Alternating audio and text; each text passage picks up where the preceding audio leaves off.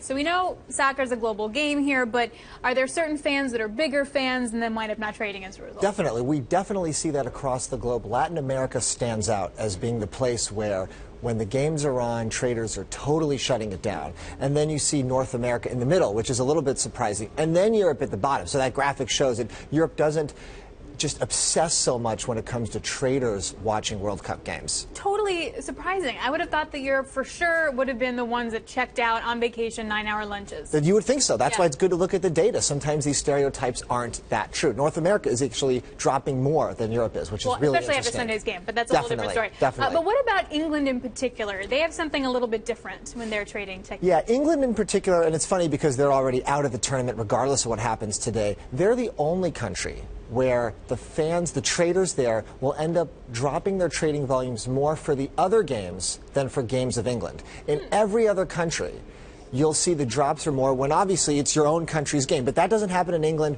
Obviously, we know the London markets, a lot of the traders there come from other places. They come from other countries. They care more about the other countries. So it'll be interesting today to see if English people themselves are just not that interested. In the Italy-England game, or maybe they're just excited about Italy and England are playing in separate games today. Okay. So they'll play at the same time. They'll play at the same time. So maybe they'll be watching the Italy game more because Italy has a chance to advance. Right. England's already out. And why Latin America, by the way? So Latin America is interesting. Chile's a great example. Their trading volumes dropped 99.5% when their own games are on. One expert says that because they were under a dictatorship for so long, they didn't have the ability to express their emotions, and soccer is the place to do it. That's the one place where they can really let free. The president even encourages people, hey, don't go to work, be easy on your employees, just focus on the game and don't worry about anything else. So it's a cultural thing from top down. Interesting, really fascinating. Greg, and you're joining me, Greg Rayburn, of course, our guest host for the hour of Kobi Partners. You're a World Cup fan?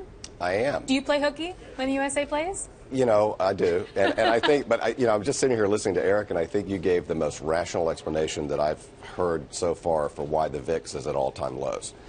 Oh, there we go. So maybe the news is don't buy the VIX until after the games are over. But the interesting thing, the ECB's point is that people aren't paying attention to the news. So it's how news gets propagated across markets. If people are slow to react because volumes aren't up and they're not paying attention, that's how you can take advantage of price discrepancies and get good trades in. So today's the day to take advantage. Well, you know, since Greg, your specialty is restructuring, I really wanted to get your opinion on FIFA, of course, and all the bribery scandals we've heard about.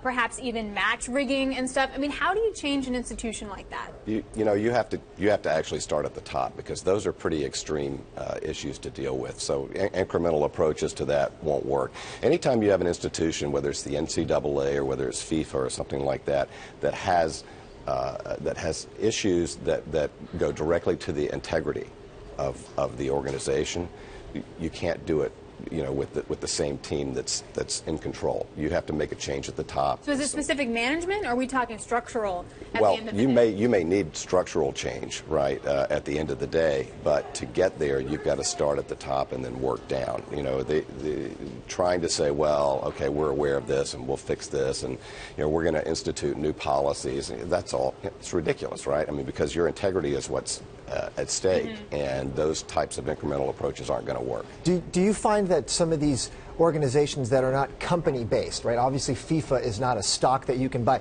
Do they tend to have more corruption than companies that actually have investors? I think that they tend to have more dysfunction. I don't know if corruption goes hand in hand with that. So if I use the NCAA as an example, you know, in so many ways it is such a dysfunctional organization, but that's in part because of the way it is constructed, and in part because they report basically to athletic directors.